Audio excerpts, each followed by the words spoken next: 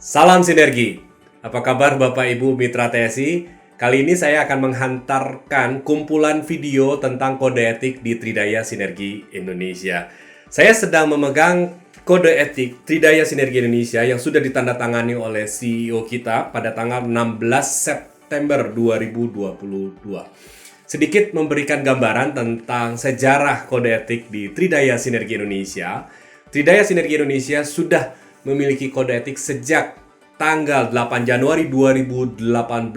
Masih ingat tentu sebagian Bapak Ibu pada saat itu leaders dan juga perwakilan dari PDM menandatangani kode etik Tridaya Sinergi Indonesia.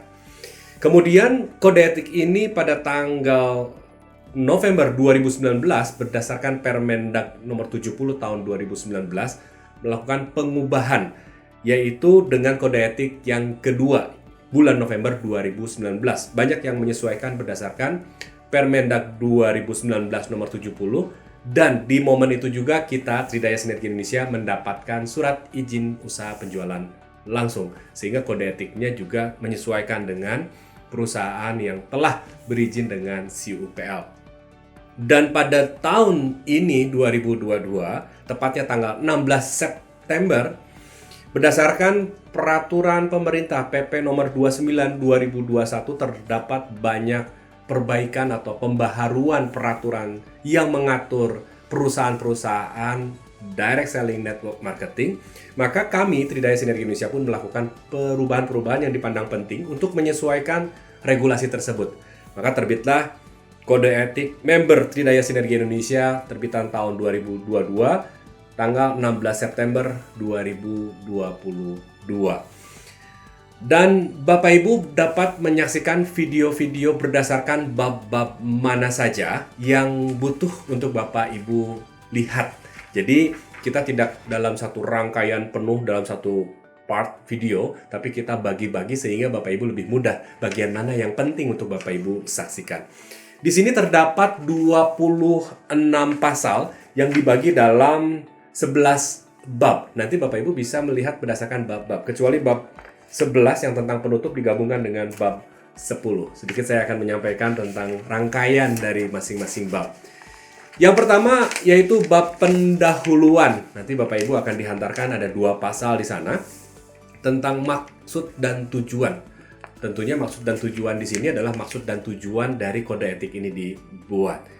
Karena kita sebagai mitra TSI dan juga perusahaan memiliki aturan main yang sudah sangat jelas terkandung di dalam marketing plan MP21. Secara logiknya, bagaimana kita mencapai prestasi di TSI sebagai members itu sudah termaktub dalam marketing plan 21. Hanya kemudian ketika kita ingin mencapai prestasi di MP21, tentunya dalam menjalankan MP21 ini ada aturan-aturan yang mengatur perilaku, yaitu kita mengatur tentang etiknya. Kalau tadi tentang logiknya, ini tentang etiknya. Nah, etik tentang perilaku members, perilaku master stokis dan stokis ini yang kemudian diatur dalam kode etik ini yang memang sebagai salah satu syarat perusahaan network marketing.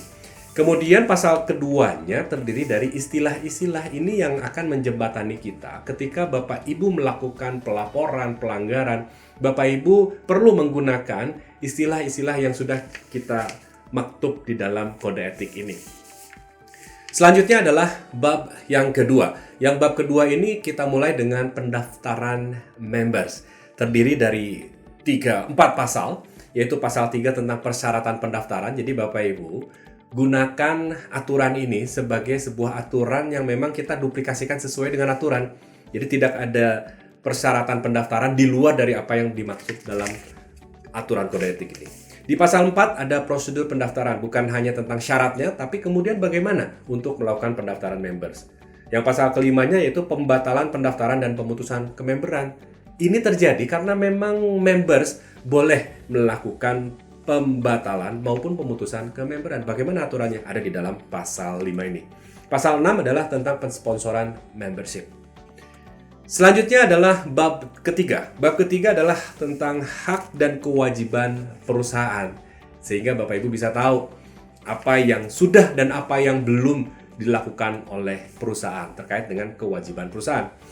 Di antaranya pasal 7 hak perusahaan, apa saja di sana disebutkan, dan pasal 8 yaitu kewajiban perusahaan. Pada bab keempat tentang hak kewajiban, batasan, dan larangan members, terdiri dari 3 pasal. Pasal 9 adalah tentang hak member, kemudian pasal 10 tentang kewajiban members, dan pasal 11 adalah tentang batasan dan larangan. Di dalam pasal 11 batasan dan larangan ini kita menjadi sama-sama tahu semua members. Sehingga ketika ada members yang keluar dari batasan dan atau melakukan sebuah larangan, suatu hal yang menjadi larangan, kita jadi tahu berdasarkan pasal 9 ayat berapa. Nanti Bapak Ibu bisa melakukan pelaporan, nomor pelaporan ada tertera di bawah ini, menyebutkan pasal-pasalnya dan landasan di mana kita berpijak, ya ini kode etik ini. Kemudian bab kelima ada peraturan umum member. Saya menduga ini akan menjadi salah satu bab yang memang paling banyak dikunjungi karena kita bisa tahu pasal 12 tentang jangka waktu keanggotaan. Seperti apa sih anggota di TSI itu, seperti jatah waktunya sampai kapan? Pasal 13 tentang pengunduran diri, bagaimana cara kita ketika kita melakukan pengunduran diri di kememberan TSI. Pasal 14 pengalihan keanggotaan, bila mana ada anggota yang perlu dialihkan, misalnya ada orang tua yang wafat dialihkan kepada anaknya, seperti apa prosedurnya ada di sana. Pasal 15 tentang keanggotaan suami istri. Nah, tentu Bapak Ibu di sana ada juga yang join dengan TSI, suaminya, istrinya, seperti apa aturannya ada di pasal 15. Pasal 16 adalah tentang ahli waris, tentu saja sebagaimana jargon kita, mudah, murah, dapat dicapai dan dapat diwariskan, tentu saja perlu ada aturannya. Seperti apa aturannya ada di pasal 16. Selanjutnya yaitu bab ke-6 tentang pembinaan dan pelatihan, ada di pasal 17. Dan ini membahas tentang pembinaan dan pelatihan kememberan di Tridaya Sinergi Indonesia. Bab ke-7 yaitu peraturan pemasaran dan promosi. Ini mengatur tentang bagaimana kita melakukan pembelian produk di pasal 18. Pasal 19 apa jaminan produk. Pasal 20 bagaimana kita melakukan promosi yang sesuai dengan aturan di kode etik ini. Kemudian pasal 21, nah ini tentang harga jual produk. Jadi Bapak Ibu bisa mengacu pada pasal 21 ini ketika ada pelanggaran-pelanggaran dalam hal tentang harga jual produk.